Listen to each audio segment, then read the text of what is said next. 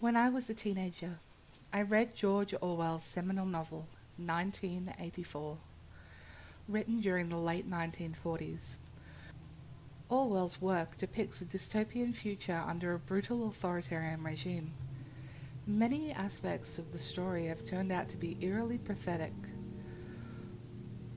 predicting developments such as the emergence of surveillance state.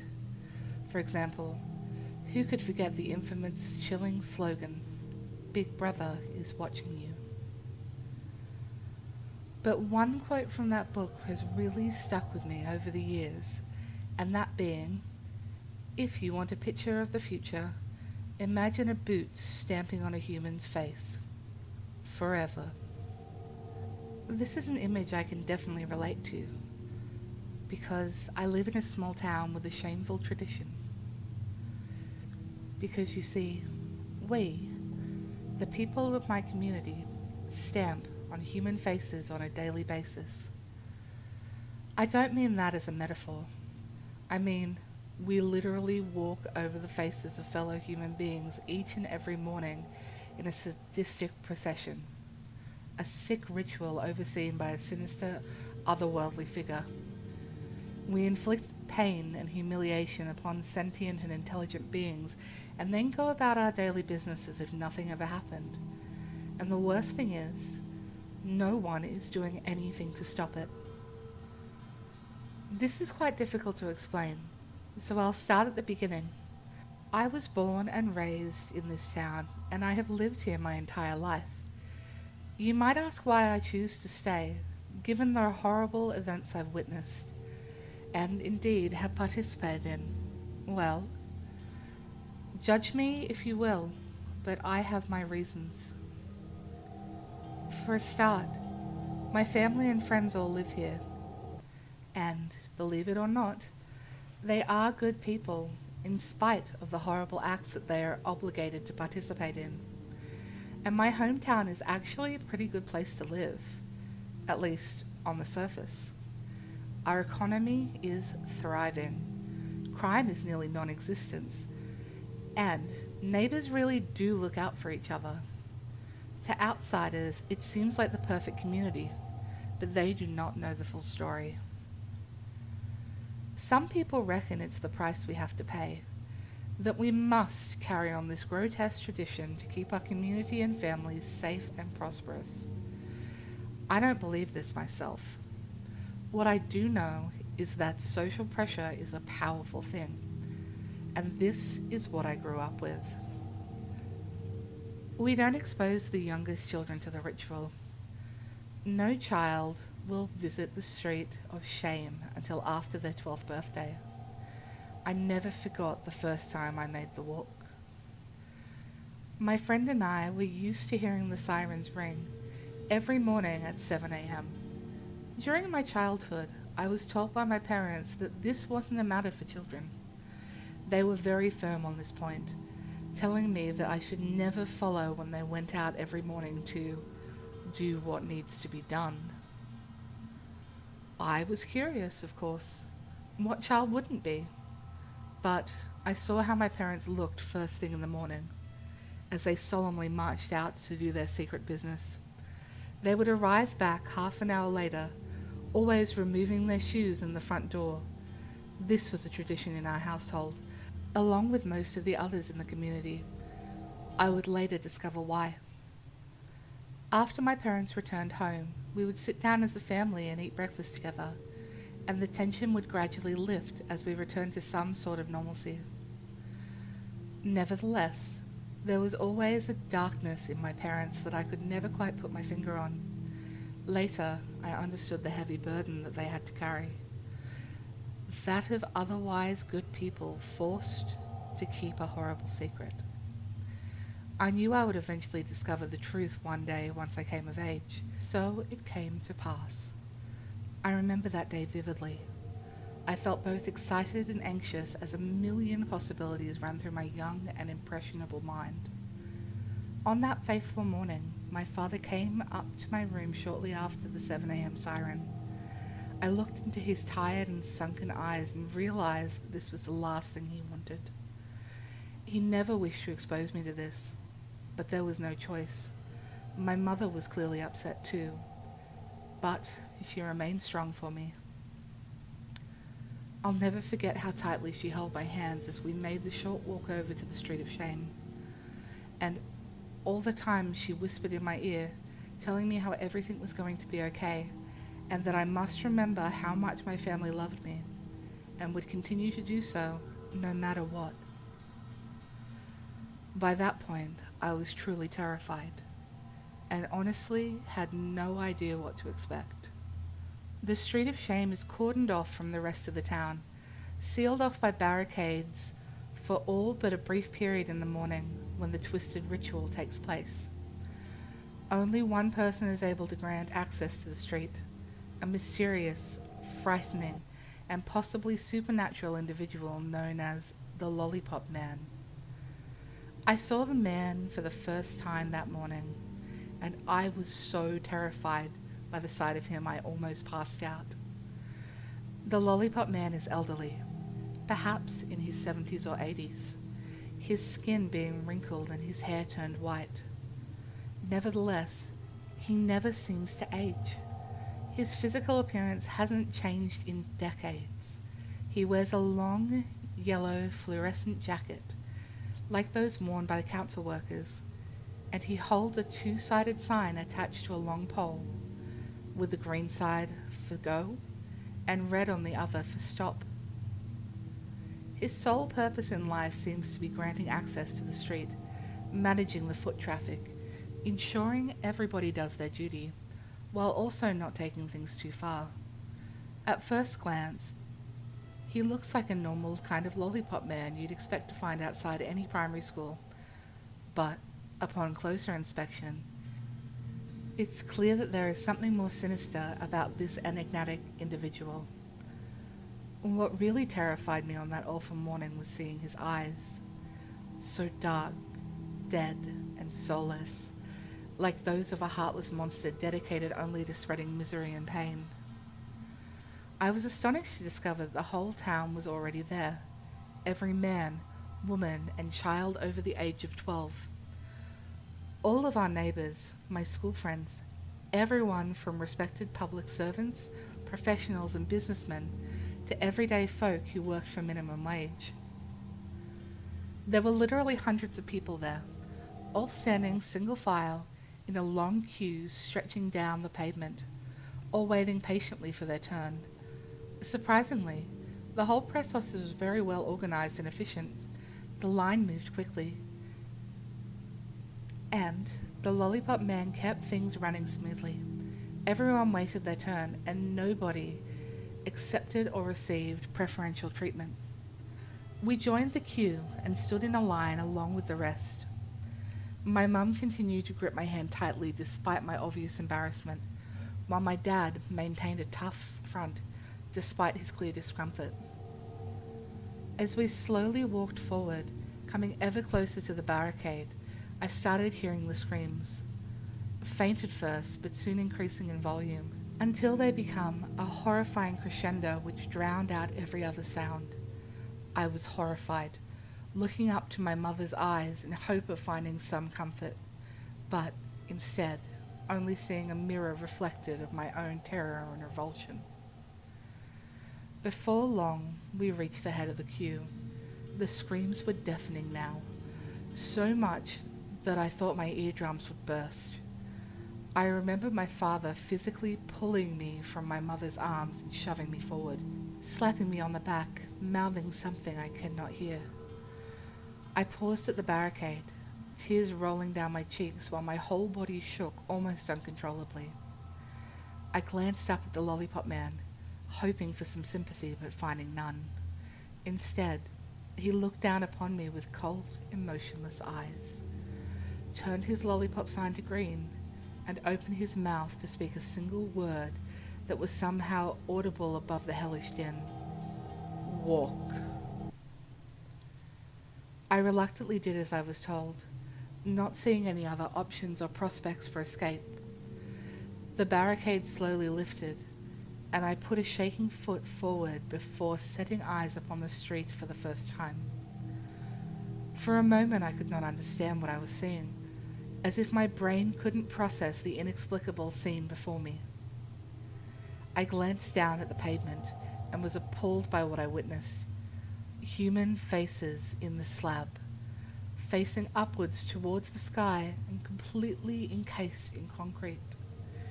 To this day, I don't know whether the bodies are trapped, buried underneath the pavement, or if the head is the only part of them left. In any event, they are still fully conscious, capable of feeling pain and agony, able to move their eyes and mouths, to cry and scream out. There were several dozen faces, all lined up in a row along the narrow pavement. I quickly realized that there was no way to get down the street without stepping on their faces. There was no other choice. I could only go forwards, not backwards. I looked at the first face in the line, bloodied after so many had already stepped over it. From what I could tell, it was a man, but I found it impossible to be sure, as his face was a bloody mess. With his teeth smashed, nose broken, and his left eye swollen shut, while his right eye stared up at me, full of fear and pain. He tried to speak through his bleeding lips, and I imagined he was pleading for mercy. I stood still for a moment, not wanting to go through with it, but somehow realizing I had no choice. And so, to my eternal shame, I stepped forward and trampled the poor guy's face.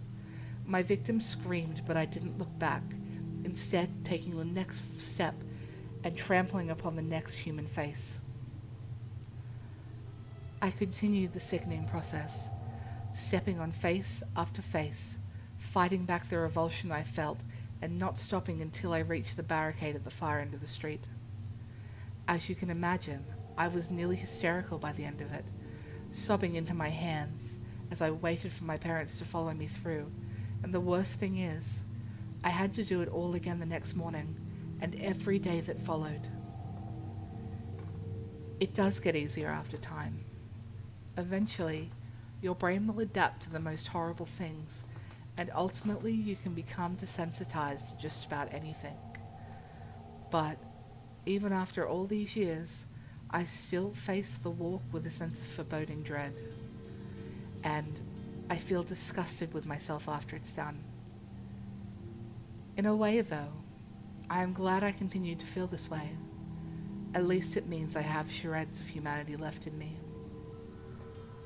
There are 36 faces embedded along the street of shame.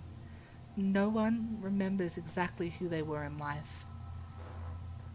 The story which the townfolk have settled upon is that they were bad people who committed terrible crimes, murderers, rapists, child molesters, and hate-mongers.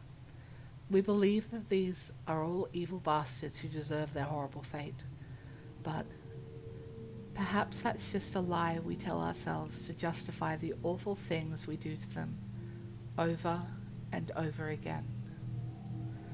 Likewise, nobody can explain how they are still alive after all these years. Even more bizarre is the fact that they heal so rapidly. No matter how much damage is done to an embedded face, the teeth smashed, eyes gouged out, noses smashed, and skulls cracked open, it will all be fully healed by the next morning, ready to take more punishment. Even more terrible is how the faces are fully conscious throughout the daily ordeal, and they seem to remember every horrible act done to them over the years. As a result of horrendous physical and psychological abuse, the majority of faces have gone completely insane. They will either scream their lungs out or babble incoherently throughout the entire ordeal. There are, however, a few tortured souls who stand out from the crowd. Since we don't know their real names, we've given each of the faces nicknames. I'll describe 3 of them for you here. The Pleader. This man is of an indeterminable age, the type who was probably once quite handsome, but whose looks have long since gone as a result of years of brutality. Nevertheless, You can see an intelligence within his deep blue eyes indicating that he still has some rational mind, not yet broken by the insanity of his situation. The pleader will literally beg every person who tramples his face, raising his volume to be heard over the hellish din, and asking reasonable questions and making statements such as, "Why are you doing this? You don't have to do this," and "Please, I am a human being and I feel pain." Heartfelt pleas will raise a ping of conscience for people like me, but it makes no difference in the end. He still gets trampled by hundreds every day. I suspect he'll eventually be broken and will descend into madness like so many others, but until that day, he'll continue to plead for mercy, in the vain hope that he may receive it. The biter. This is a middle-aged woman with a steadfast determination evident behind her bloodshot eyes. As you can probably tell from her name, her thing is biting people. Other than pleading for mercy, this is the only defense the faces have against their attackers, and the biter is something of an expert at it. Some say she's as crazy as any other face, but I believe there's an intelligence behind her attacks. She watches carefully, searching for any sign of weakness. If there's a toe or ankle left exposed, she'll get to it. But the townfolk are wise to the biter's tricks, so she rarely gets a chance to bite into flesh and inflict any real damage. Instead, merely gnawing into the hard soles of sturdy shoes or boots until she eventually loses her teeth. Still, one has to admire her defiant spirit, even if her resistance is ultimately futile. And lastly, there's the masochist. Now, this is a young man who is severely disturbed. He is the only one of the faces who actually wants to be stomped on. It seems he gets a perverse pleasure from it. When you approach the masochist, you'll see his eyes light up before the scream out, saying something like, "Please, sir, smash the boot in my face. I deserve it. Do it." And after you've trampled him, he will always follow with the words, "Thank you, sir. That was wonderful." I don't know whether it's a fetish thing, or whether the masochist truly believes that he deserves this horrific punishment. Either way, I find his face the most difficult to trample. I don't know whether the embedded, self-healing faces are the result of some twisted scientific experiment, or if they're supernatural in origin. I guess nobody knows, except maybe the mysterious lollipop man, and he's not talking. I also don't know why the people of the town keep performing this terrible ritual day after day. There have been countless nights that I've sat up, unable to sleep, and vowing that I would not attend another ritual in the morning. And yet, when dawn comes, I hear the blaring sirens. I always relent. I don't know whether it's due to the powerful draw of the social conformity, or if I'm genuinely terrified of the lollipop man and what he might do to me. But every morning, I turn out, join the line, and make the walk. People's reactions to the cruel ritual differ significantly. There are those like myself who dislike it and are racked with guilt, but few of us are brave enough to publicly object. Years ago, there was a woman who staged a protest against the violence. She was a pacifist and did not wish to inflict physical pain upon a fellow human being, regardless of what they may or may not have done. And so, one morning, she elected to make the walk in her bare feet. As a political statement, her act was a brave one. But, needless to say, it wasn't the smartest of moves from a practical point of view. The biter didn't care that the pacifist was trying to show her compassion. The malicious face bit down and took a chunk out of the sole of the victim's foot, making the poor lady scream out in bloody agony. Other faces followed suit, chomping on the woman's exposed feet, making her suffer with every step. By the end of her walk, the woman's feet were cut to shreds and bleeding heavily.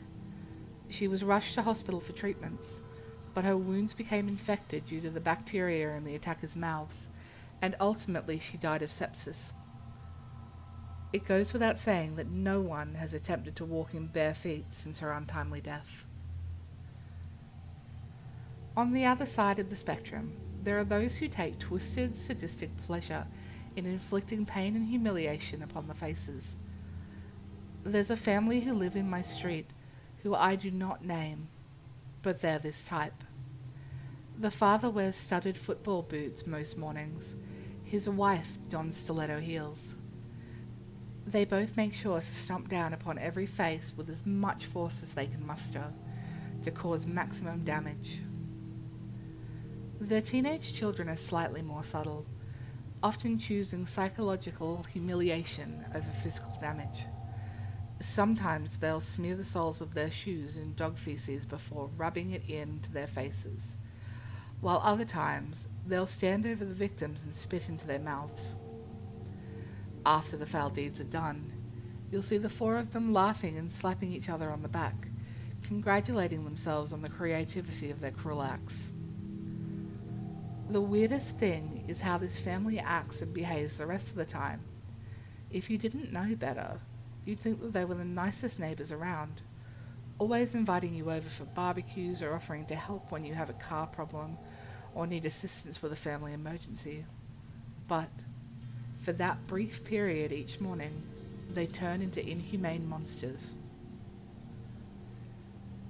My father used to argue that the ritual acts as a catharsis for our community, allowing those with pent-up anger and rage to take it out on deserving targets. Perhaps this is the case for some. I tell myself I'm not like the others. But there have been times when my darkest emotions have gotten the better of me.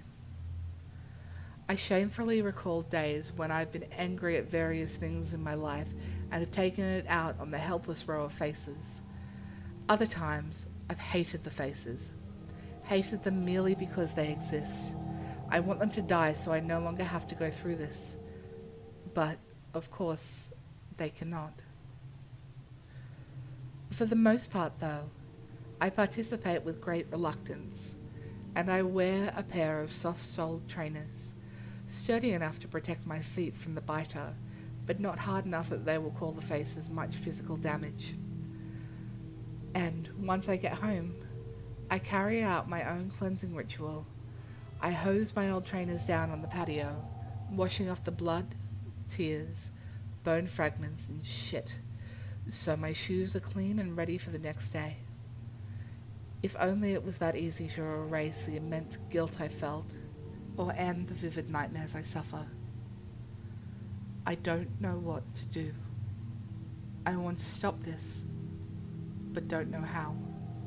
I'm not brave enough to take a stand against my community's continuous cruelty, at least, not yet.